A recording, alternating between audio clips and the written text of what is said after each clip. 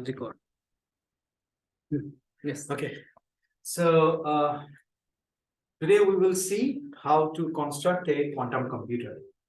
And quantum is a term. It's related to quantum mechanics. So look here. So it's related to quantum mechanics, and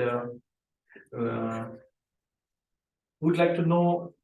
Would not like to follow exact, accurate scientific details, but it will be a very popular way if we try to understand. Very simple way that if you know nothing about quantum computer, how do you like to make the hardware and make a computer? So quantum phenomenon is the phenomenon that we need to know is shared existence. See, if A is a person and B is another person, and we say something called entanglement. Entanglement means they are all connected. Connected means if there is a property, say that is red color, how much color in it? So A can have maximum 1, B can have maximum 1, and if it is shared between the two, and then suppose A gets say 50%, B gets 50%, and so when we do the measurement, we get 1, and when we do the measurement in classical, you will get 1, but for quantum, if they share the existence of this property, it could be 1.4, and this one will be 1.4. So where does this 0.4 comes from? This 0.4 comes from A.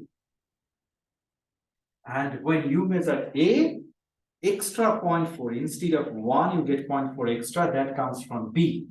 So basically, when you measure together, instead of 1 plus 1, you get 1.4 plus 1.4 is equal to 2.8. Suppose this is a boy, say Ram and Lakshman, and they have a lot of love among them. And if your love property is entangled between the two, then you will get 1.4 amount of love in Ram and 1.4 amount of love in B. So then love is an entanglement property. It could be hate, it could be say Ram and Ravan, and then it could be hate, and then you will find hate more than them. So entanglement means you get a shared existence. So always we write it down. So in quantum, existence is shared, which you will never see in classical. So shared existence.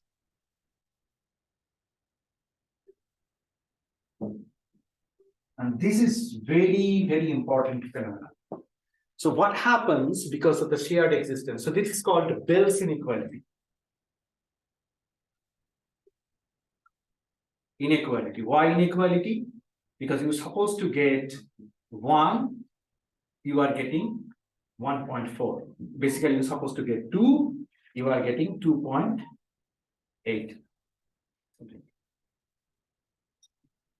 Okay. So shared existence is something that all we need to know. And all the other phenomena of quantum mechanics, we can understand when we will have shared existence. Do we see it really in the molecular structures? For an example, say we have a benzene molecule and some functional group. And what you do, you give an electron to it. The electron will be there, say 10% electron comes here, say 8% here, and 3% here, and 66% here. So together, when you calculate all, then you totally get 100%. So the electron is, where is the electron? You say 8% here, 10% here, 6%. So there is nothing called unity. One unit is going somewhere. So the classical idea of existence at a particular place is not there. There are different spatiotemporal locations where they could exist. And it is so real that if you try to measure this, then you will get lost. So if you try to do the measurement of how much electron, you will get result more than 120% or something like that, right? You add because they will be entangled. So whenever you do the measurement, whenever it is shared quantum mechanical or something, if really it is quantum mechanical, that means you will get something more. When you check every part of it, measure them separately. So every single molecule in our body is a quantum mechanical system. And so when is it classical? Because when we have large number of systems with lots of thermal noise inside, then they get discrete and isolated. And then we can reach 100%. Otherwise, majority of the systems in the whole world at the atomic scale, molecular scale, all are quantum. Its existence is shared. Now, how can we use it for computing? So I get rid of these things and I keep the shared existence, okay?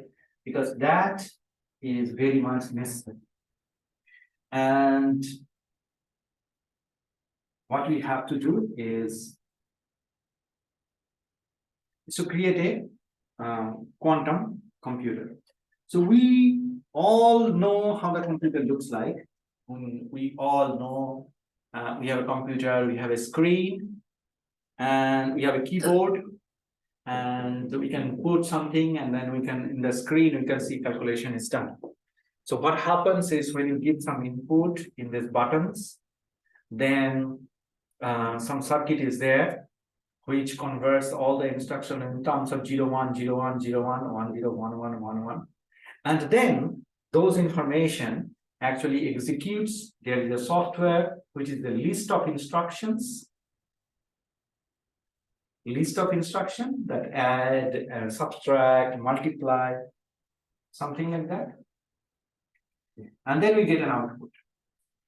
So current flows to the devices, to the logic gate, and the other things. So there are tables, logic gate, of various different types. So what is logic gate? Logic gate in classical world, logic gate is a system where you have a box, you give many input, and you get a very particular output. 0, 1, 1, 0, and then say you get 1. So you get a truth table that if you change these combinations, what will you get? Now, always remember that anything that is classical, people have created an analog version. Anything and everything. Say quantum annealing, say logic gate, whatever it is. Now, if we have this computer, and then this computer we are using since 1830, first computer was proposed, transistor came, it went on shrinking, so we make smaller transistors and devices and logic gate, and then we pack more and more devices into a small space. So that is the progress of science, that is called. So progress of science means pack many devices. What you can do is carry out many instructions in the system. But what remains constant is the logic gate kind of system. Why do we need this kind of system in the computer? Because when we want to make a computer, what we do is we create lots of choices. The choice. And many choices. And we reduce them to the solution using logic. And logic is written by whom? An user. I write the logic. So reduction is actually computing. So basically reduce. We reduce that. Now, Getting back to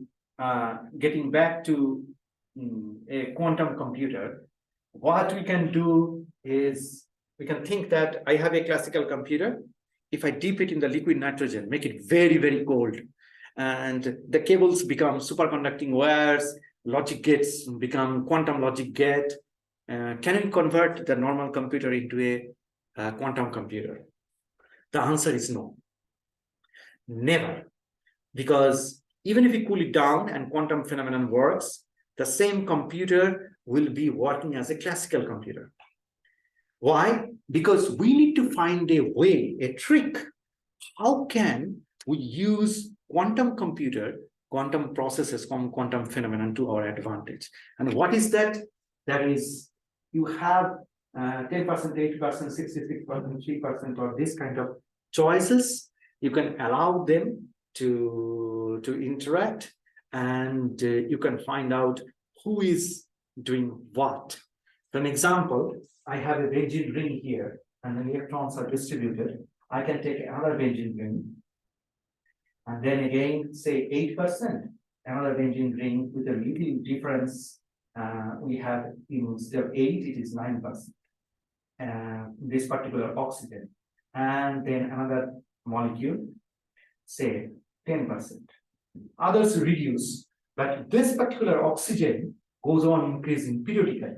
8%, 9%, 10%, 11%, 12%. So if we have choice, many choices, I would like to eat, I would like to eat that one, I would like to do this one, I would like to go there, I would like to go there and there. If there are periodic gap, periodic means suppose a function is f, x, then what periodic means is actually f x plus t, we have an equal gap. Then this particular period, and it continues. Another thing is fx plus 2t. That means t is a period that goes there, and then 2t, 3t, 4t, equal gap that is there. And if these molecules are entangled somehow, then you can apply a wave, microwave, and you can induce a measurement to collapse all this oxygen layer at once. So many choices. If they have a periodic gap, only then you can reduce. So not any choices which have a physical. So choice, first thing that we should have is a choice that would be, suppose I have a choice.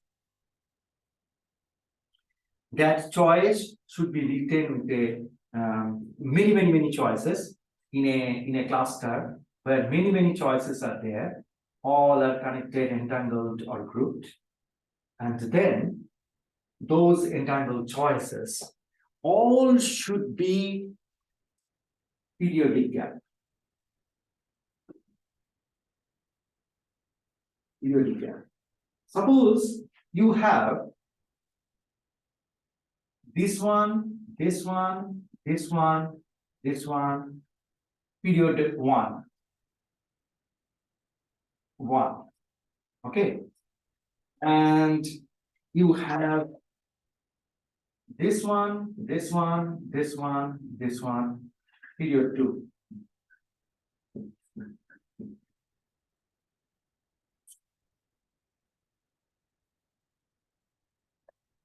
Then this one, this one, this one, this one, period 3.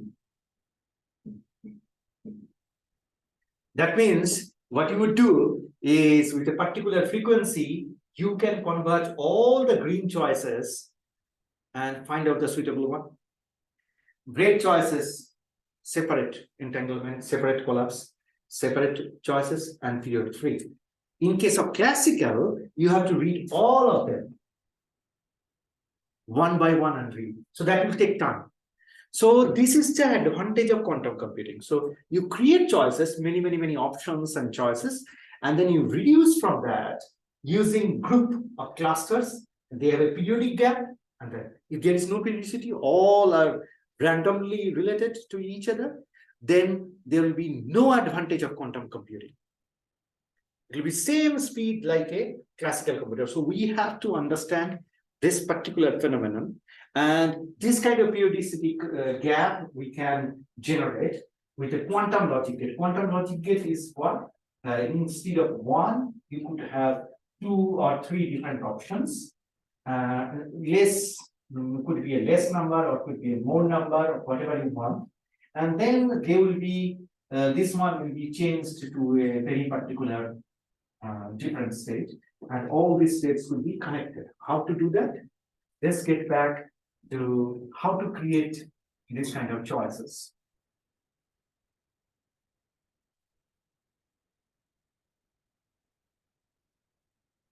So second thing that we learned is shared existence and periodic gap.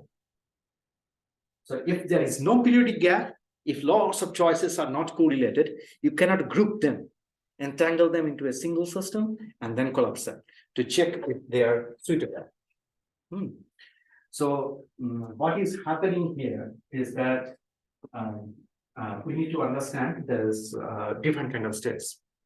So one thing that we need to know here is how a state is prepared. So there is something called, we can say, phase. Suppose I have a waveform and another waveform is going like this. So this is called phase. So this is going up and down one waveform. This is going up and down one waveform, and there is a gap between the two, same state. And that is the phase gap that it is. So in classical, this could be one kind of phase. It could be dynamic. Dynamic means if you have a circle and system is rotating, just that is a dynamic phase. But it could also be possible, along with the dynamic, the whole center is also moving in that direction. So you basically create a spiral pathway. And that is another, it's called geometric phase. Geometric phase. And that one is another phase. And that could be, we can correlate, say we have two states, 0 and 1. These two are classical states. And there could be infinite possibilities in between 0 and 1. And we can have geometric phase around here, here, here, here, here, here. And how can we create 0, 1? This kind of thing, because this is quite mathematically abstract, very difficult to understand.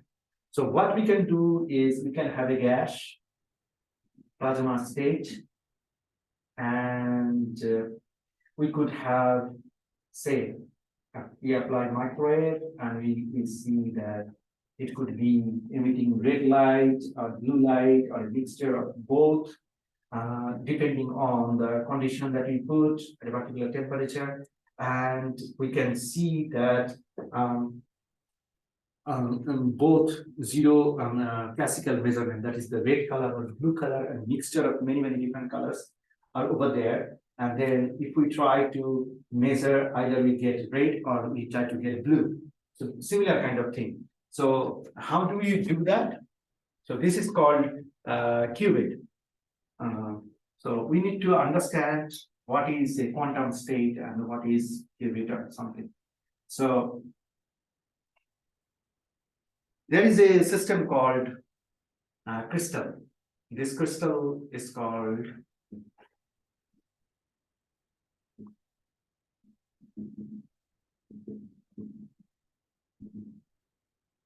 okay. So these are the kind of special kind of crystals where you there is an optical axis. Okay? Optical axis means light prefers to travel through this.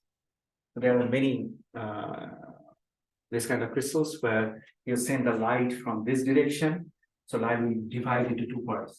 One this, another other.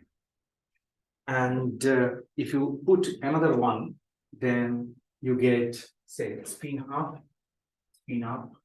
That means polarization in this direction, maybe polarization in that direction, and you put another crystal next to it, and then you get this one plus that one, this one plus this is clockwise, anti-clockwise, that.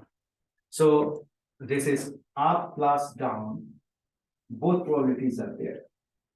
So when you have both different kind of possibilities of light rotation, spin up, spin down, or whatever, when completely two contradictory things are mixed together, when you cannot separate them out, then you get a quantum thing.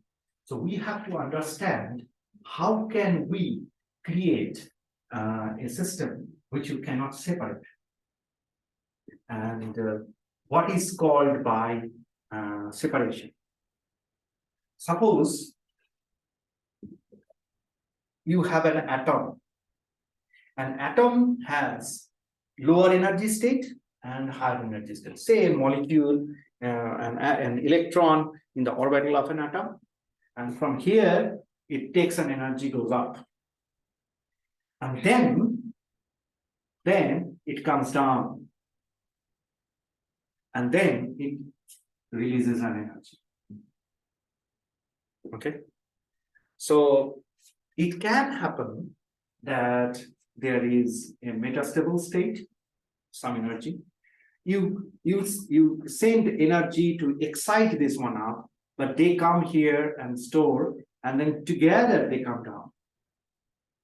Then you can get lots of waveform, something like this. Okay, so all these are almost at the same state, same phase, same amplitude, same energy. So if we try to create a quantum state like this, this is not entangled, okay? But when in atomic orbitals, this one and this one, these two waveforms could be entangled, that is connected together.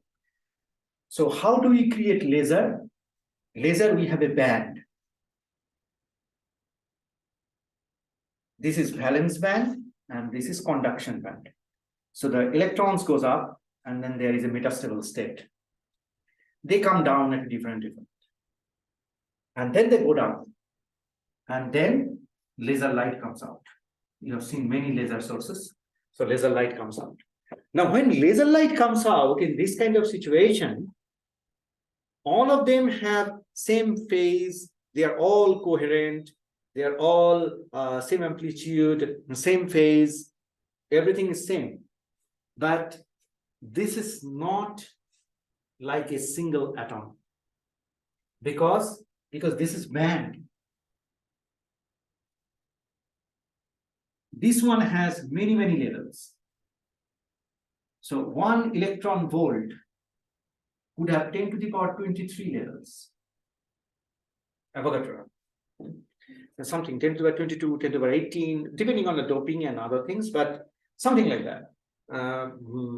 You can vary this number by doping and other ways, but large number of possibilities.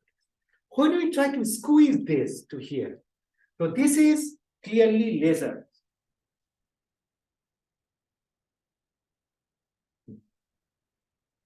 And this is clearly single photon.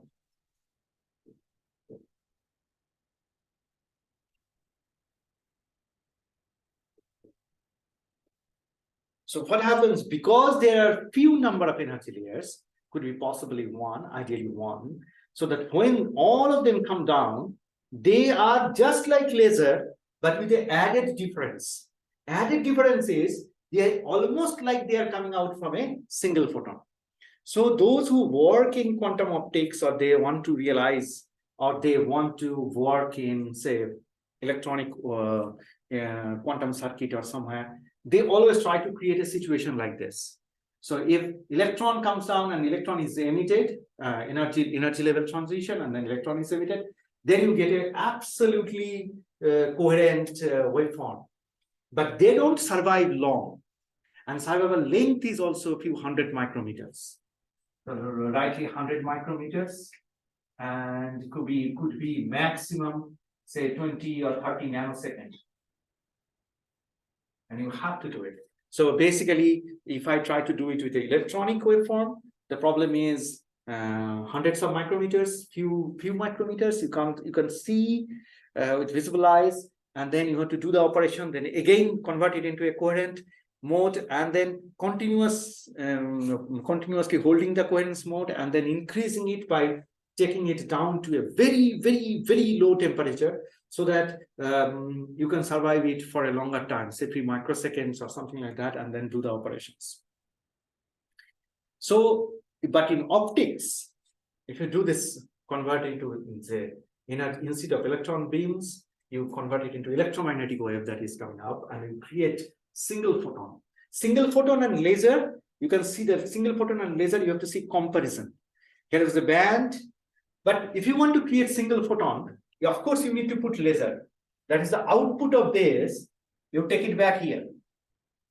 That's the beauty. So first you have to create absolutely coherent beam, and then you have to create a single level transition. And often they do is lambda, the h nu gap, and then h nu by 2. It's a half. So basically, you get 1 and 2. So basically, h nu goes up, h nu by 2, h nu by 2.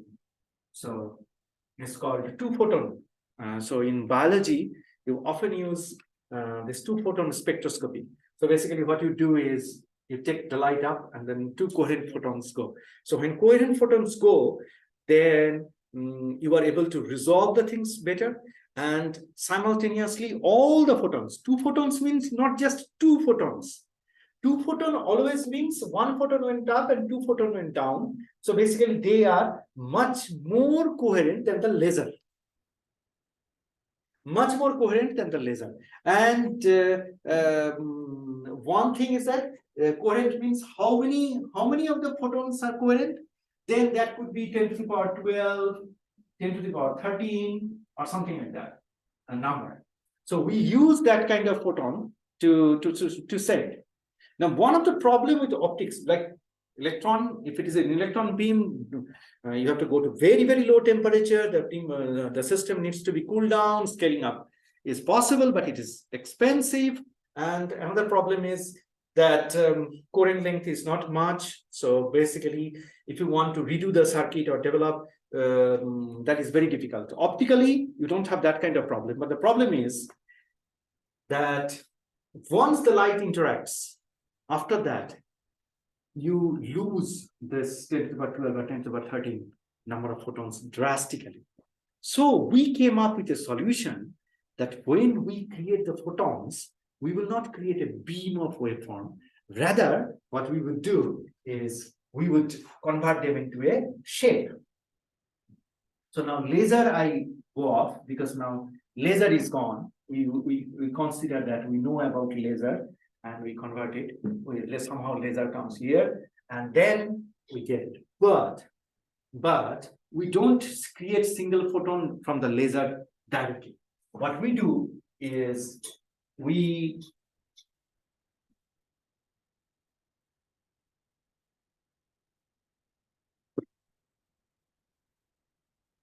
take the laser source, laser, with a series of processes with many different kind of tricks that we developed in our laboratory, parallel vortex beams and something. We convert it into a topology, a dodecahedron. So it is light beams. They are quite fat and thick, and because of the interference, they generate this kind of topology.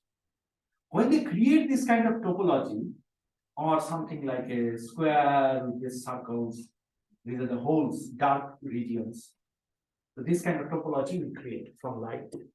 Now what happens is, after that, we do super radiance or other methods by which we take a very thin film, with spheres with nanowires and something.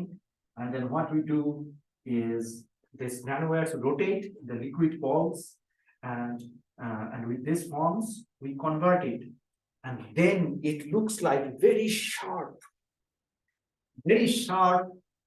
and geometric shape. So super radiance.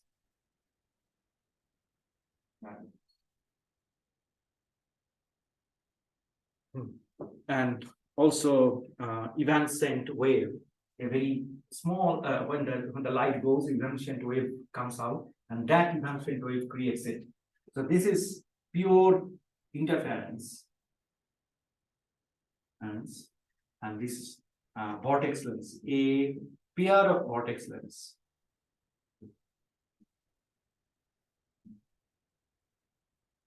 So a pair of vortex lens is there, and you convert it into a geometry. Geometry shape is slowly converted. So basically, the atomic level transition that I talked to you that we need to perform so that we can get it done, reduce, and then instead of, this is called a single SPDC,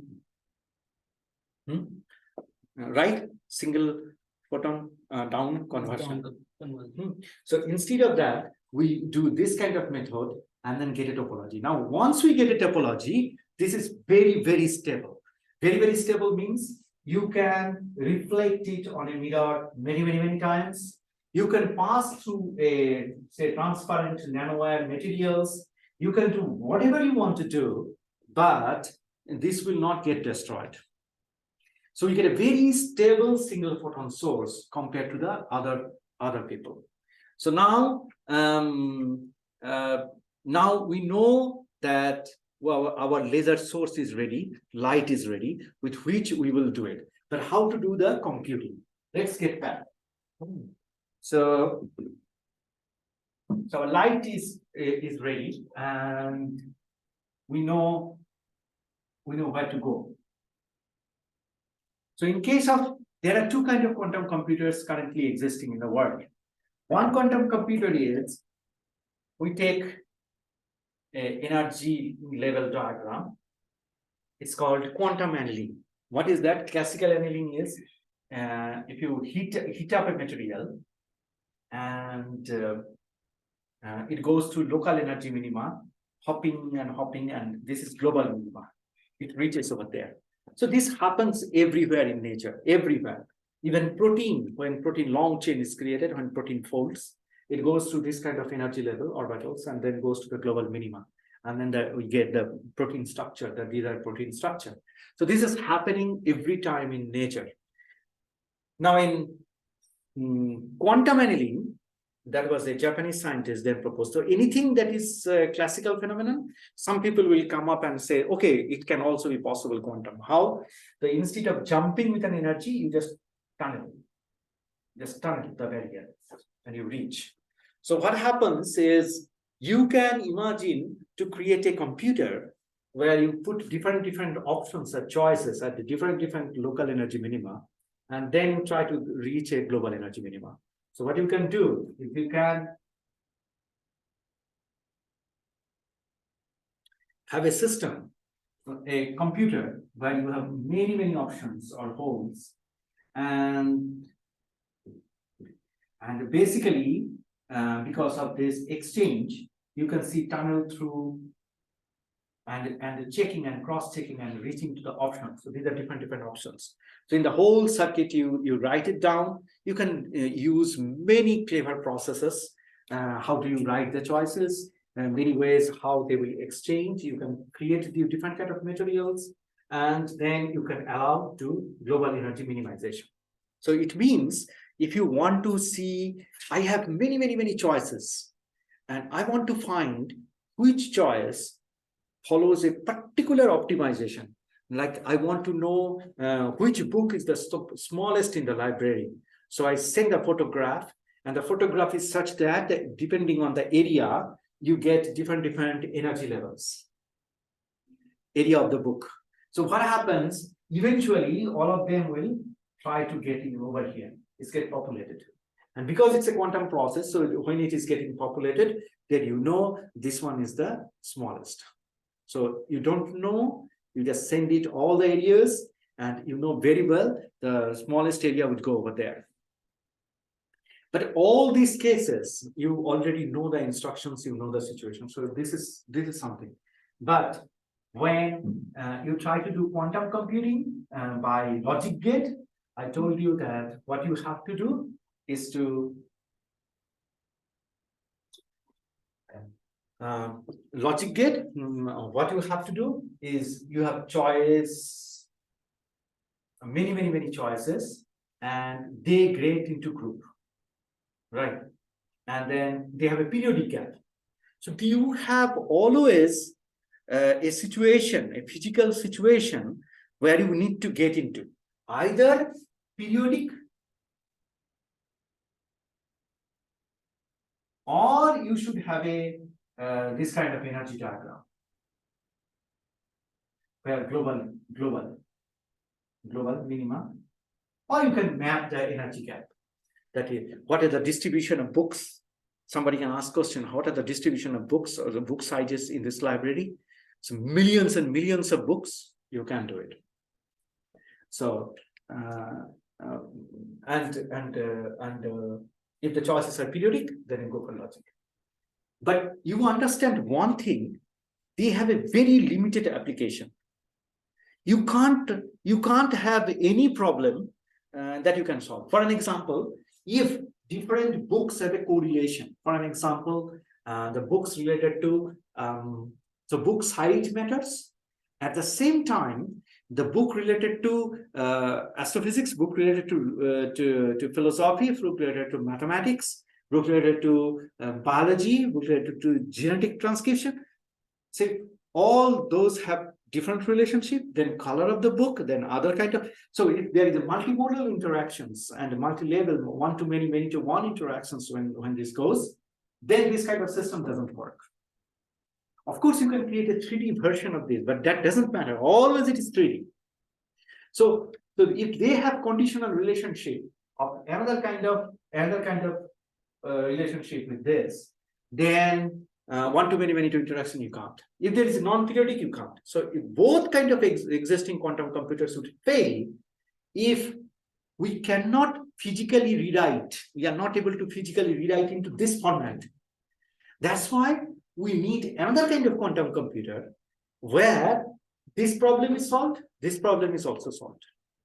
So that's what we wanted to do, because these are the two classes of quantum computer, logic gate-based quantum computer, and this is analog, where you have the perfect optimization. So logic gate-based, we can use it definitely in a different way. So now let's see how to build another kind of quantum.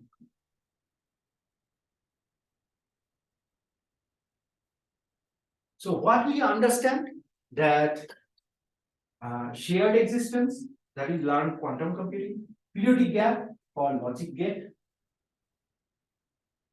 based quantum computing, and then you need suitable energy profile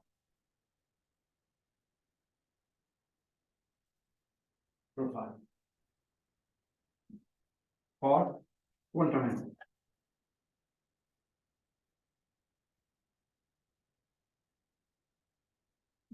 So these two kinds of quantum computing that is existing. Now, if we try to do in our laboratory, you have seen the quantum computer. What we do? We have a camera, and in the camera we take a video photograph. Something is changing, and you will see always 24/7. Whoever enters into our lab and goes there, you see these kind of circular things are happening. Each circle is a period, and when any image, any data, any kind of forms, instantly you will see, if you go and dance in front of the computer, immediately it will create this kind of loops and then periodic motions. It will detect automatically. It immediately converts into microwave in resonance frequencies, and then it goes to the organic jelly where suitable helical nanowaves form. Okay, why do we do that? Because of the periodic gap.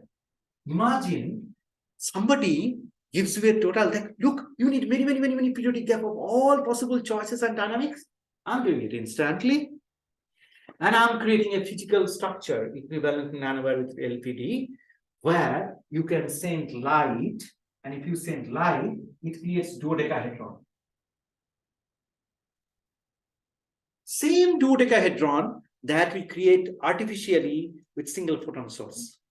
So this one, in normal laser, if you send, it will create something like this. So we have two different possible sources. One is main light source. So laser to single photon topology. That is a dodecahedron. Decahedron. This comes from laser, okay? And again, we get a dodecahedron from nanowire. Now, what we will do, we will interact this to this, and we will find what is the difference. Because this one will be deformed because of the input information. So if there is many different kind of combination of these loops or periodic gaps, so we are doing this logic gate operation, but in a little different way. So our logic gate operation is different. When I am superposing the single photon and then with the nanowire, we are getting an output that is a vortex. This vortex beam, and now you see this again, this vortex there is the output and where we are analyzing. So what we are doing is periodic gap and suitable energy profile, energy optimization, minimization. Instead of energy, we can say symmetry. Symmetry. Why? Because this is our different loops, different periodic events that are happening in the data set. Many things. So accordingly, these nanowires get, because we have microwave antenna all around the beaker. So what do? We create many different this kind of lanes and 3D architecture. So what happens is we create many such things, and then they have a property of bifurcation. I told you that is two coherent source. It is called birefringence. So each nanowire has the property of birefringence, and then it actually creates an equivalent source.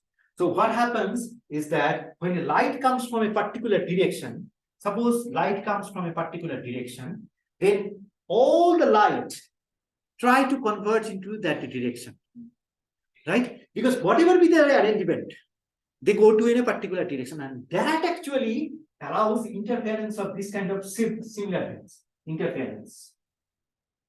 We will try to understand it better just after this. So whenever there is an interference of all these lights, then what happens is there is already energy minimization, because this one forms from single molecule. We melt it, we heat it up with a thermal laser.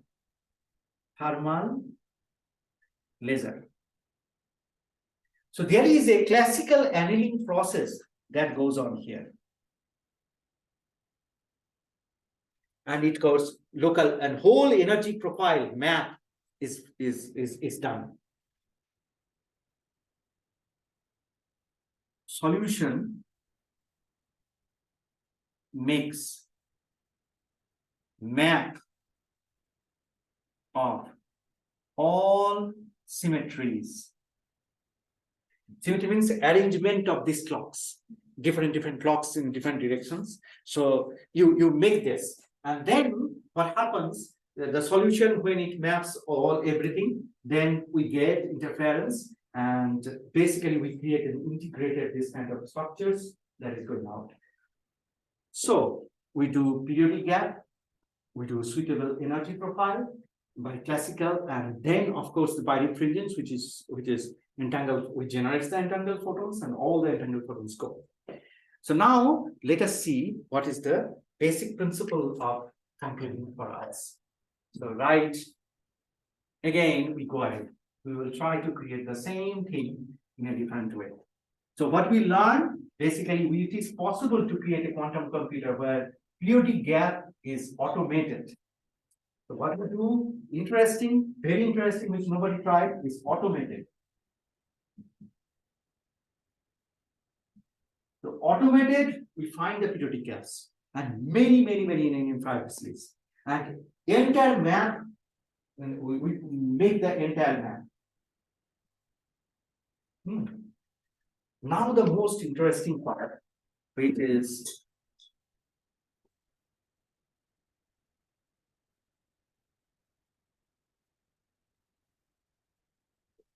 so what we do, if we try to see,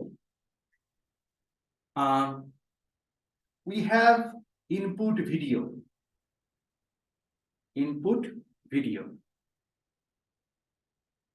That goes, it converts into this kind of loops, frequency bracket, and it creates 3D arrangement of nanowires.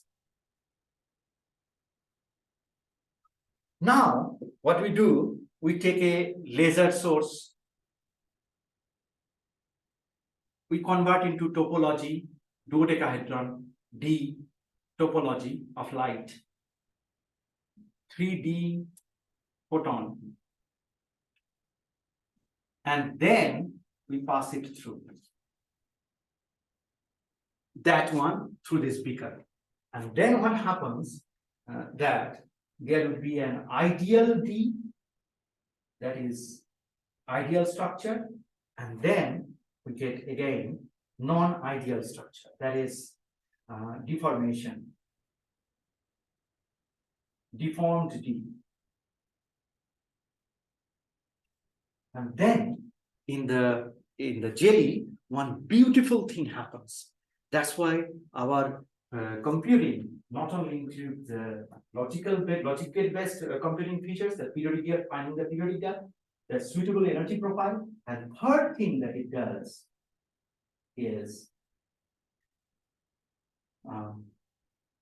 orthogonal transformation or finding invariance. What is that? That is that there is number 1 and number 2 that was existing in the world, and we had the number 3. So what is that? That is, suppose somebody is moving in this floor. You are able to see that they are moving because you are standing. So you are in the z-axis. That's why you are able to judge the pattern of motion in the xy axis. But remaining in the xy axis, you cannot. So you need to go one way up. So what you do is basically, suppose in the input video, there is some psi r. Psi r is a loop. And basically that is happening in some coordinate space. Some space means could be xy profile, could be z, could be time axis, anywhere that is changing. So say that is q1.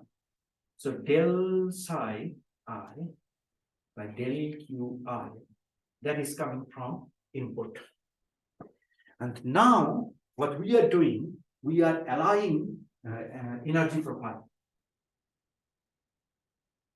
This energy profile, it checks out all possible combinations, and then it gives you del psi j, del qj. And when both the light interacts, actually the performance that is that happens, the very interesting thing, that is del psi I by del qi colon del psi j del qj transpose. So this means, in physical terms, I'm going to the z-axis and looking on the other surface. So basically the ideal situation, then I expand it all possible, try to see overlap, and go to a higher dimension. It is called a stereographic projection. Stereographic projection. That means I'm going up and looking at them at lower dimensions. And that goes on and on and on and on. So what we do is we get a third system where we find invariant. Invariant means, suppose in a circle, a person is rotating on a circular path. What is invariant? invariant is the radius. So the radius remain constant throughout the journey. So there could be many different things. For an example, something is moving in a spiral path. So this line is invariant because that line remains unchanged. He is on a line. You can ask y equal to mx plus c, give an equation of a straight line, and you can say that is the invariant for him. So there could be many different kind of invariants in many different kind of dimensions, and there could be network of invariants and something, but that is automatically found. So this is a very important performance that we carry out, which is much more than just a logic gate.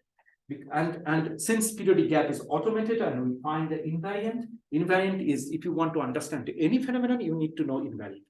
Why do you need to know invariant? That is, for an example, let me try to explain. So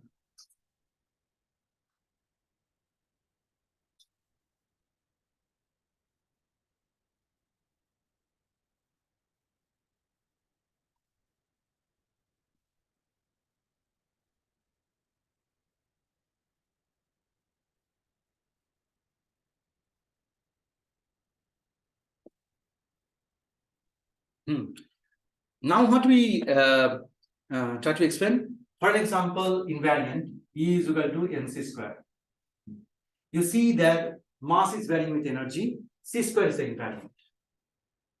So you can equate, you can get an equate sign. So if you want to understand a phenomenon, the most important fundamental parameter is finding the invariant and network of invariant. And that is one additional thing that we are getting in our computer. So now the point is that why it is a quantum computer? Because I started my presentation saying you have to have a shared existence, and I have to do the Bell's inequality. I mean, A and B, two Partian, they have a property that is shared. When we made a measure, we get 1.4 times the property that it should have. If we get 1.4 times the property it should have, we get 2.8, and that is greater than 2. So that is the inequality sign. It's called Bell's inequality. So we have to show the shared existence, and only then we will be able to. Then why and how? You will now notice in our quantum computer that we have built here, there is one very interesting thing. That is, when the input information comes, then it is divided into 16 channels.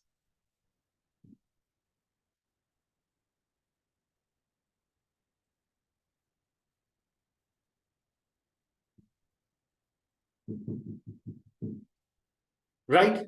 So this 1, 2, 3, 16 channels, we have 16 chemical beakers, and say we have 16 different kind of molecules. We melt, and computing time is say 20 or 10 minutes. It could be faster, irrespective of complexity of the problem. But there, it supports a S1 type of symmetries. It is S2 type of symmetries. So particular dimension we can go. So 16 beakers. Why are we creating identical copy of input? And then we are going to 16, and then taking them to the coincidence counter and then doing the measurement. Because in 16 channels, single photon, when single photon goes there, single photon will be shared between 16 channels. So sometimes there could be 3%, there could be 66%, 2%, 0.1%, 33, or say 20, 30%, something like that. Now, collectively, the whole photon exists. So those spaces are different, are far located, but they will change. And when you are taking the output, how you are doing it? you are connecting the output vortex from all of them, and bringing them in a single computer on a computer screen, and you have many contributions from 16 channels. 16 channels. So all these 16 together gives a complete picture of the photon. So 16 together gives picture of photon. How? You remember the benzene ring. And then we had oxygen, chlorine, and CH2, or CH3. Now we said that different of them have got different fractions. Similarly, here different fractions. And when we check the coincidence counter that they are all entangled, and at the same time we check another bypass channel to check the output, and from there we find the invariant again. So what happens is you have communication. This is the shared existence. So they are entangled, exchanging data like quantum teleportation and all these kind of things in the matrix you are seeing live as an output. So this is the final part of the presentation. So basically we started with a very simple say periodic gap, automation of periodic gap whole system, and then we created topology to make the novel part.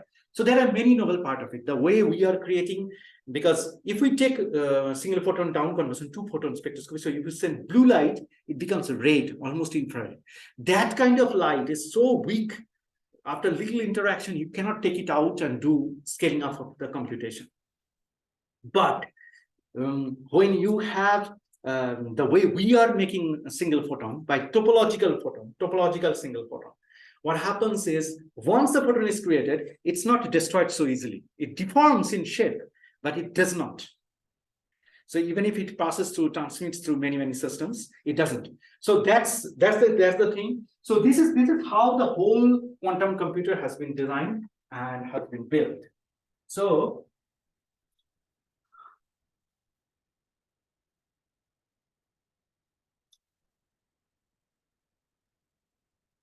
the fourth thing that I write is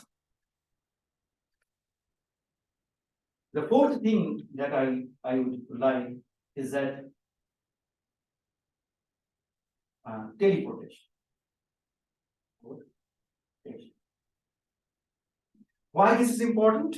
Because teleportation, Bell's inequality, everything is actually shared existence. Same shared existence, but what we do is we are able to look at higher dimensions, different dimensions, and get the invariant and put them together and try to understand what kind of computation is happening over there.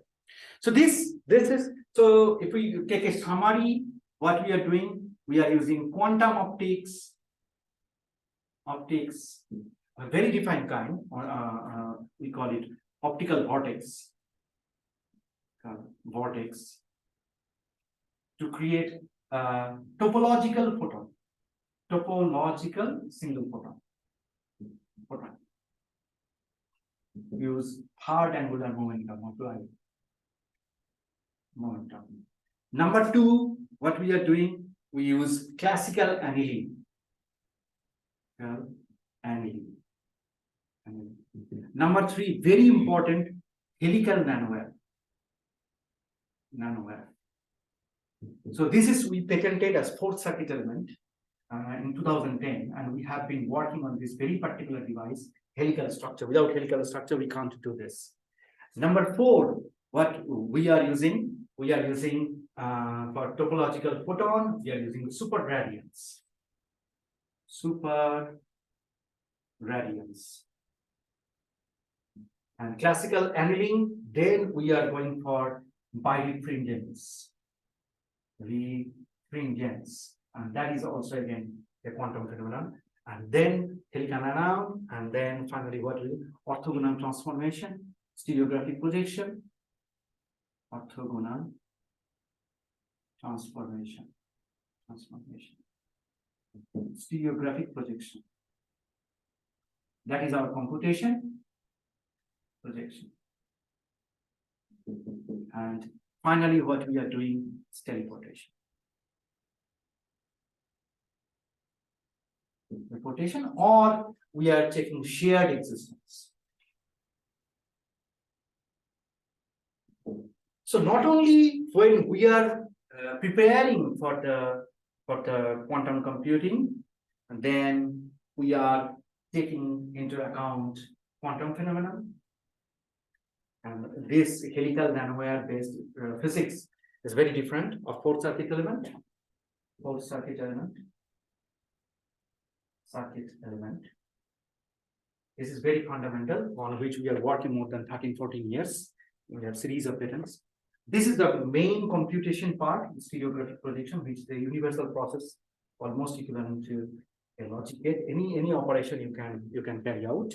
And finally, teleportation of shared existence, where we verify that look, there is a quantum phenomenon of quantum processing that is happening. So this is all about the quantum features that we have in the quantum computer. Okay. Any question, Pushpendra? What is the real mean of the choice? I mean, your choice means problem, or choice means okay. I'm not getting it. Choice means suppose I have a function that says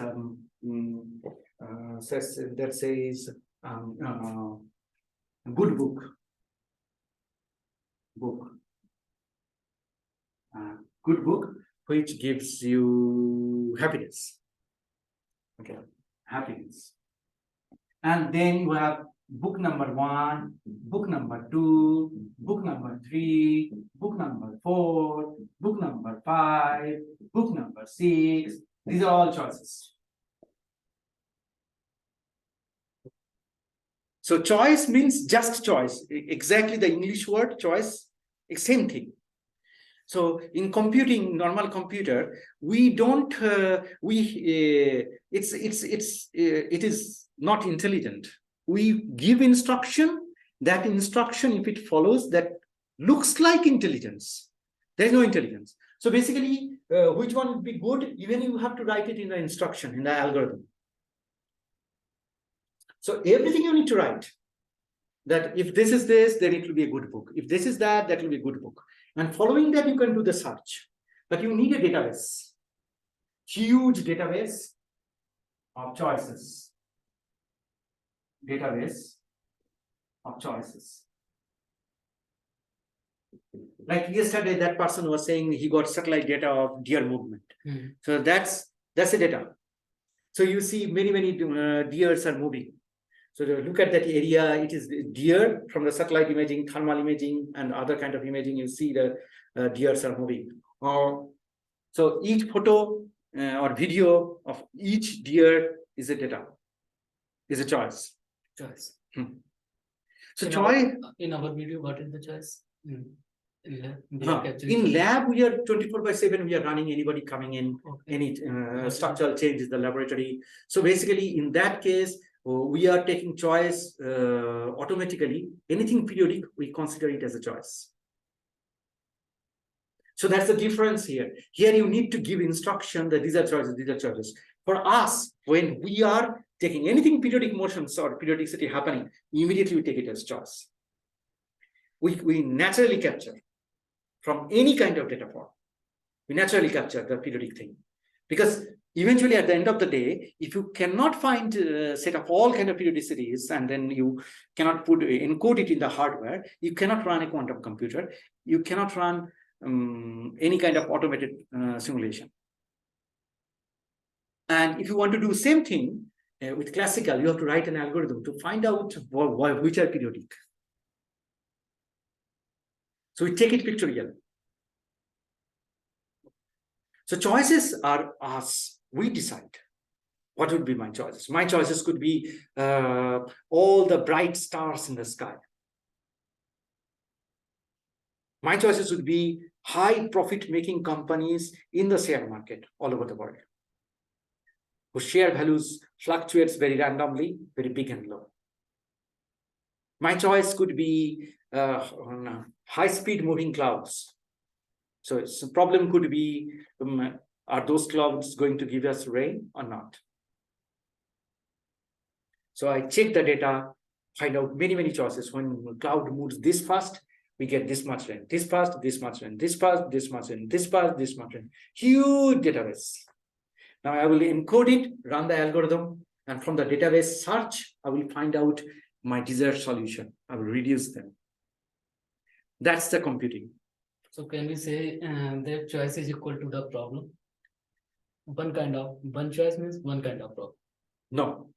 Choice is when you try to find a solution for a problem. Solution for a problem. I mean option. Option. Solution or option. For an example, somebody asked me, give me a problem, find out how many Indians go to NIMS in Sukuba. Then movement of all Indians in the road is my choice. Particular individual we detect whether he goes or not. He goes or not. He goes or not. Option. I got it. Choice is option. Yeah, choice is option. And computing is anybody will ask any question. And to find the solution, you create the algorithm that this way. So there will be database, relevant database. They call it relevant database. So basically, similar kind of all possibilities of similar kind of thing. So probabilities, entire probability distribution. So from the database you create, and then you search and figure out that these are my solutions.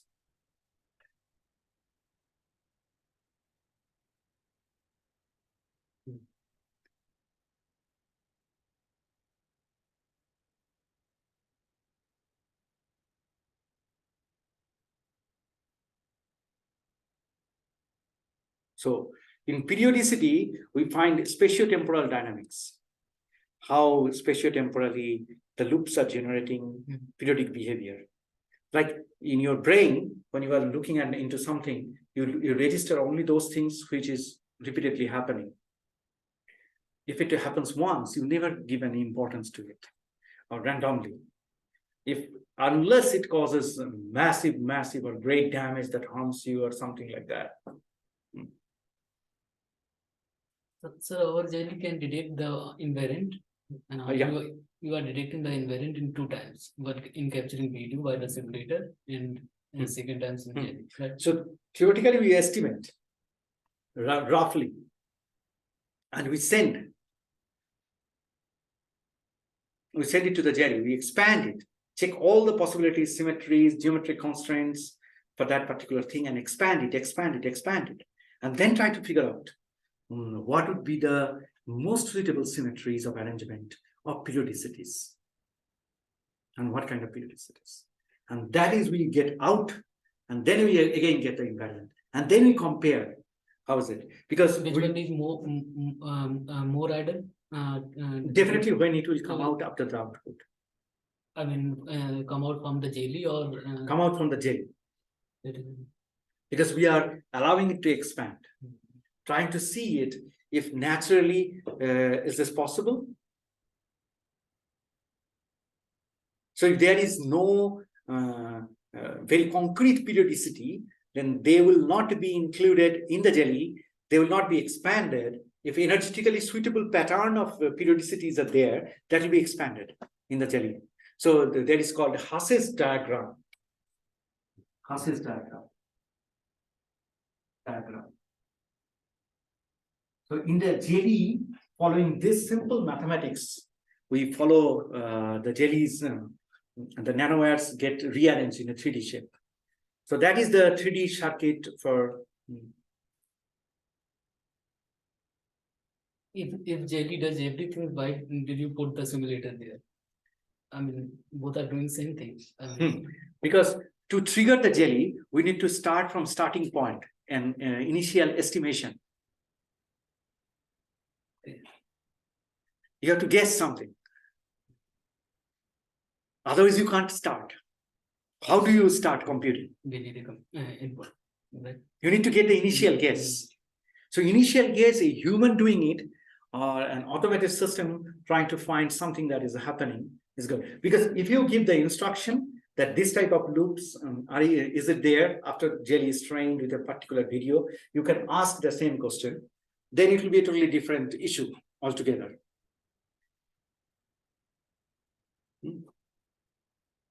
But initial guess is always necessary, and that is done in an automated manner. And also, periodic gap is fundamental to quantum computing.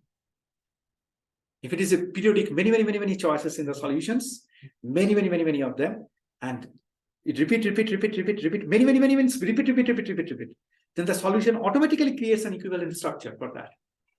So a large structure choices is collapsed. So you have many periodic choices, many times it is occurring. There is a high probability that an equivalent nanowire will be synthesized. And if it is not occurring many times, then it will not. And also imagine if this is one kind of periodicity, another complex relationship, and that will create nanowire, and that pattern would be repeated. And then it will try to generate symmetry. So it is like this. So there will be mirror symmetry, and another structure will come like this and try to make it very stable spherical type, slowly emerge. So our solution is not just at the end of it, during the entire process, when in a very short time, because we give only molecules, we allow them to become spirals.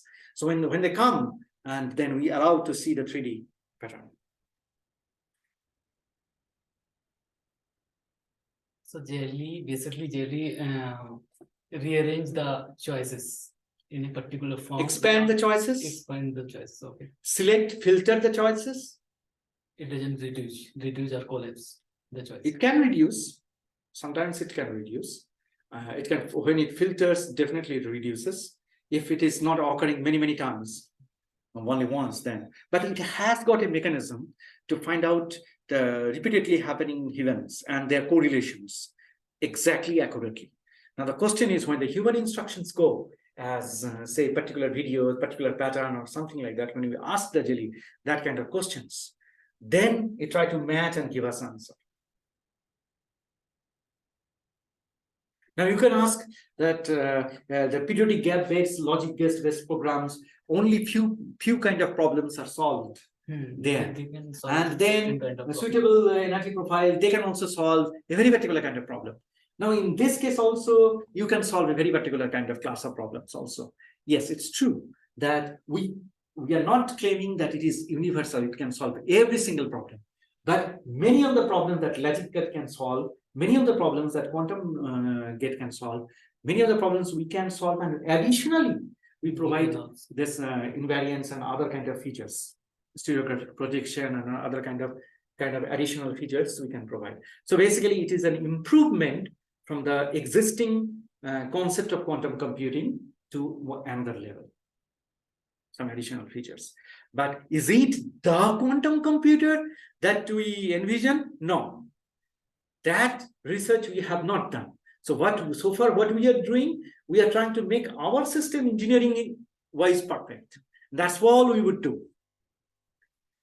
So when many such different kind of classes of computers, like logic gate based computers, quantum annealing based computer, orthogonal transformation based computer, so many such equivalent quantum computers will be born, then we will be able to understand, can we design something which will integrate all possibilities, and then something, because there will be some weaknesses in our computer, also some advantages in our computers. We try to incorporate all possibilities of previous generation of quantum computers, but that doesn't mean that we solve everything.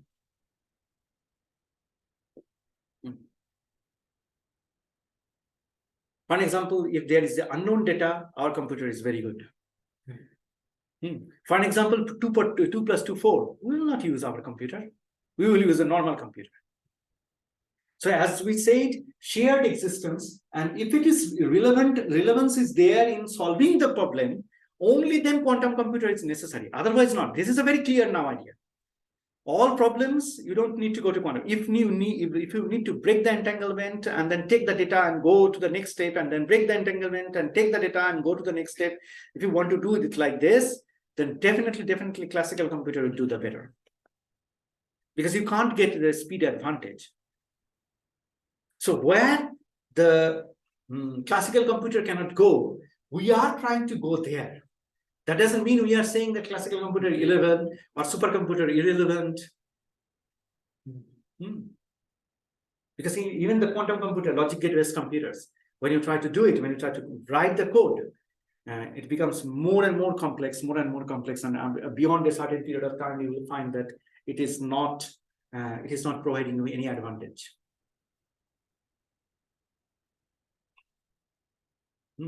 So we are trying to expand the branch. And can we run certain algorithm? That's a beautiful question. So can we run conventional algorithm in our quantum computer? So how to do that?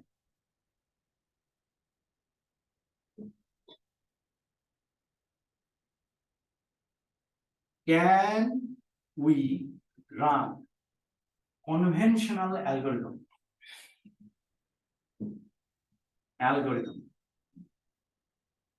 in our quantum computer?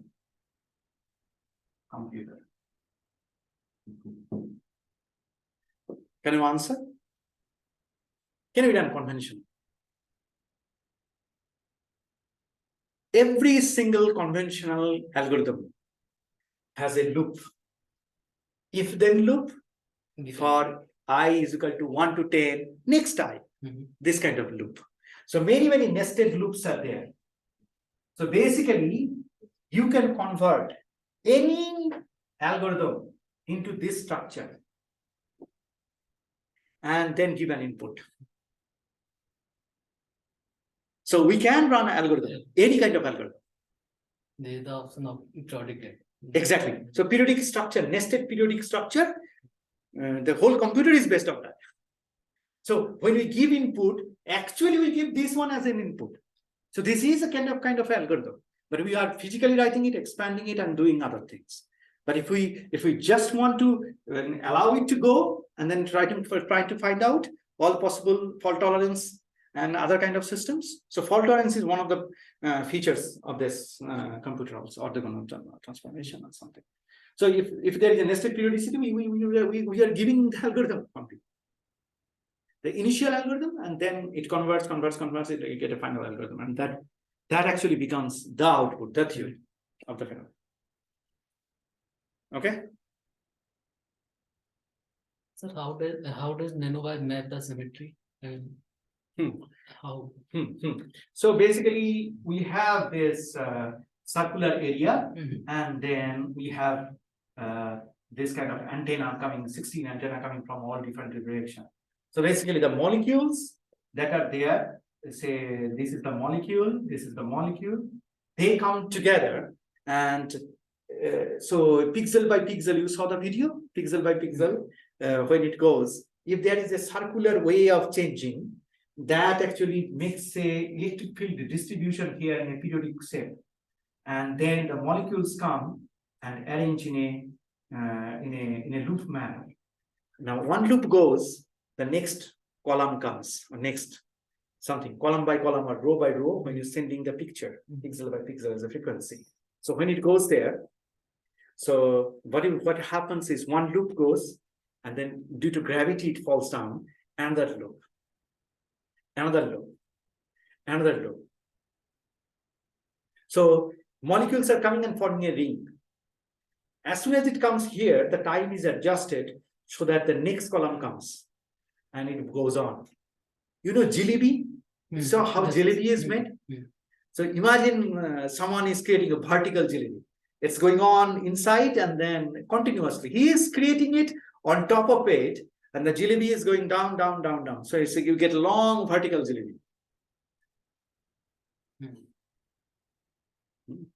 So this is how called this things form. So basically, you get exactly loop, you get there. And another loop, you get orientation, another loop is coming, another one. But The jalebi is something like that. One person is making this jalebi, and then another one is making the jalebi. Suppose 16 probes are there, or 12 probe or 14 probes. All of them are making jalebi. They're one. So at least 16 different kind of jalebis can simultaneously form, even more, because you are creating that kind of complex network and 3D intertwined. So you are encoding the whole symmetry of 3D arrangement from the nested circles and spheres. You see the video time and again. I have created a video. That is, we created for classical computing. So we are converting basically a classical computer into a quantum computer.